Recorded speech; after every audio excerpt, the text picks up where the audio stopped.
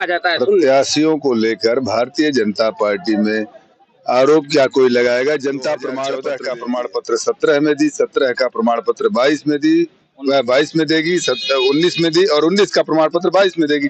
जनता पूरी तरह से साथ है। आरोप विपक्ष लगाता है, विपक्ष के पास कोई मुद्दा नहीं है।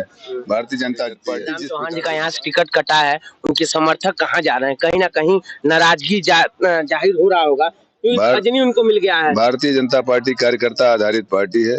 माननीय मंत्री कार्यकर्ता हैं, मैं भी एक कार्यकर्ता हूँ। राष्ट्रीय स्वयंसेवक संघ, भारतीय जनता पार्टी, दोनों में अनवरत सेवा का कार्य करने के नाते भारतीय जनता पार्टी एक छोटे से कार्यकर्ता को टिकट दी और बड़े कार्यकर्ता को भी अपना उनका सभी कार्यकर्ताओं को सम्मान भारतीय जनता पार्टी से उम्मीद रहता है मिलने का, भारतीय जनता पार्टी देती भी है। तो कार्यकर्ता कहीं भी जो जिस भी जगह पे कार्यकर्ता को लगाया था वो काम करते हैं। माननीय मंत्री जी भी के बाद क्षेत्र में नजर आएंगे ना सर, कहीं ना कहीं, क्योंकि हमें सुनने को यही मिल रहा है। और क्या क्या मैनिफेस्टो रहेगा? जैसे जीत जाते तो क्या क्या सबसे पहले काम करवाएंगे? क्योंकि देखिए, विधानसभा क्षेत्र धनघटा का जो मूल है, 2013 में बाढ़ त्रासदी देखे थे आप, पूजी महाराज जी ने काम किया। अभी पिछले वर्ष जो बाढ़ का उसी तरह से सरजू जी का वेग चल रहा था, लेकिन पूरी तरह से उनकी। नमस्कार मित्रों, मैं शक्तियन सिंह। आप देखना शुरू कर दिए हैं पल पल गोरखपुर। इस वक्त हम संत कबीरनगर जिले के विधानसभा धनघटा में भाजपा के प्रत्याशी हैं। चाय पर चर्चा करेंगे, क्योंकि चाय पर चर्चा आज हमारे तमाम प्रत्याशियों से हम कर रहे हैं। इसी सिलसिले में गणेश चौहान जी से चाय पर चर्चा करेंगे, क्योंकि किन किन मुद्दों पर चुनाव लड़ रहे हैं।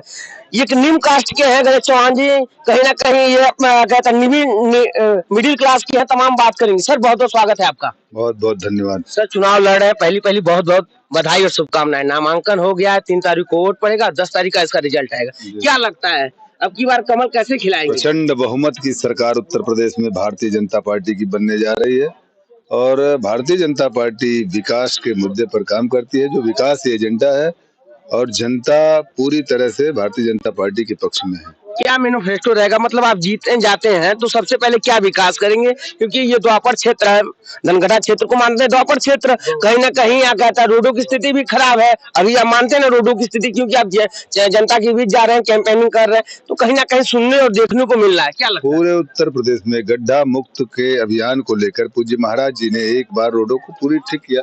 अभी बारिश का मौसम था, कुछ रोड टूटे हुए थे। राम जानकी मार्ग पुनः वो चौड़ीकरण माननीय गडकरी जी ने अभी उसको घोषित करके गया था और काम शुरू हो गया है। बस्ती से लेकर आपके रामपुर बाराकोनी तक आ गया है। इधर भी कार्य चल रहा है। आरोप लगता है सर, जीतने के बाद प्रत्याशी जो है वो क्षेत्र में नहीं नजर आते हैं, क्योंकि तमाम गांव में हम जाते हैं, कैंपेनिंग करते हैं, चुनाव के बाद भी हमें लोग बुलाते हैं फोन करके, तो हम यही सुनने को मिलता है क्षेत्र में नहीं नजर आते, विकास के नाम जीरो आ जाता है। प्रत्याशियों को लेकर भारतीय जनता पार्टी में आरोप क्या कोई लगाएगा। जनता प्रमाण पत्र देती है। 2014 का प्रमाण पत्र 17 में दी, 17 का प्रमाण पत्र 22 में दी, 22 में देगी, 19 में दी और 19 का प्रमाण पत्र 22 में देगी। जनता पूरी तरह से साथ है। आरोप विपक्ष लगाता है, विपक्ष के पास कोई मुद्दा नहीं है। भारतीय जनता पार्टी जिस प्रकार से विकास का कार्य करती है। राम चौहान जी का यहाँ से टिकट कटा है, उनके समर्थक कहाँ जा रहे हैं? कहीं ना कहीं नाराजगी जाहिर हो रहा होगा, खजनी उनको मिल गया है। भारतीय जनता पार्टी कार्यकर्ता आधारित पार्टी है। माननीय मंत्री जी हमारे अभिभावक रहे, वह भी कार्यकर्ता हैं, मैं भी एक कार्यकर्ता हूँ। राष्ट्रीय स्वयंसेवक संघ, भारतीय जनता पार्टी, दोनों में अनवरत सेवा का कार्य करने के नाते भारतीय जनता पार्टी एक छोटे से कार्यकर्ता को टिकट दी और बड़े कार्यकर्ता को भी अपना उनका एक उचित स्थान दिया। सभी कार्यकर्ताओं को सम्मान भारतीय जनता पार्टी से उम्मीद रहता है मिलने का, भारतीय जनता पार्टी देती भी है। तो कार्यकर्ता कहीं भी जो जिस भी जगह पे कार्यकर्ता को लगाया था वो काम करते हैं। माननीय मंत्री जी भी के बाद क्षेत्र में नजर आएंगे ना सर, कहीं ना कहीं, क्योंकि हमें सुनने को यही मिल रहा है। बिल्कुल नजर आएंगे। और क्या क्या मैनिफेस्टो रहेगा? जैसे जीत जाते तो क्या क्या सबसे पहले काम करवाएंगे? क्योंकि देखिए, विधानसभा क्षेत्र धनघटा का जो मूल है, 2013 में बाढ़ त्रासदी देखे थे आप, पूजी महाराज जी ने काम किया। अभी पिछले वर्ष जो बाढ़ का उसी तरह से सरजू जी का वेग चल रहा था, लेकिन पूरी तरह से उनकी सक्रियता और सरकार की सक्रियता, माननीय मंत्री जी की सक्रियता के कारण बाढ़ को रोकने में कामयाब रही। पूर्व में 2013 में समाजवादी पार्टी की सरकार थी, किस प्रकार से विफल हुई। धनघटा विधानसभा का मुख्यमंत्री जी पर आरोप लगता है, लोग कह रहे हैं 10 मार्च के बाद गर्मी निकाल देंगे। किसकी गर्मी निकालने के लिए भाई साहब बात कर रहे हैं मुख्यमंत्री जी? देखिए, पूज्य महाराज जी गर्मी तो अपराध का निकालते हैं, गर्मी भ्रष्टाचार का निकालते हैं, गर्मी करप्शन का निकालते हैं, गर्मी माफियाओं का निकालते हैं। लोग कटाक्ष करते हैं बुलडोजर वाली सरकार। बुलडोजर क्यों नहीं चलेगा? जो गुंडागर्दी करेगा उसी के लिए तो बुलडोजर है।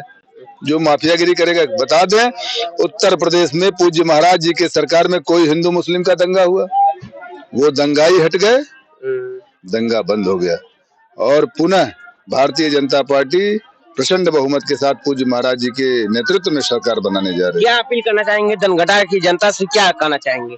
धनघटा की लोग अभी प्रत्याशी तो तमाम वादे कर रहे हैं, क्षेत्रों में जा रहे हैं कि आपकी इनको नहीं तो इनको ले आइए, तो आप क्या अपील करना चाहेंगे? मैं धनघटा विधानसभा क्षेत्र की समस्त जनमानस का अभिवादन करते हुए जो अपार स्नेह मिल रहा है और जिस आशा एवं विश्वास के साथ मिल रहा है, निश्चित है उनका भाई, उनका बेटा उनके बीच रहकर समुचित विकास कर सर्वांगीण उन्नत का कार्य करेगा और धनघटा विधानसभा के लिए अनवरत प्रयासरत रहेगा।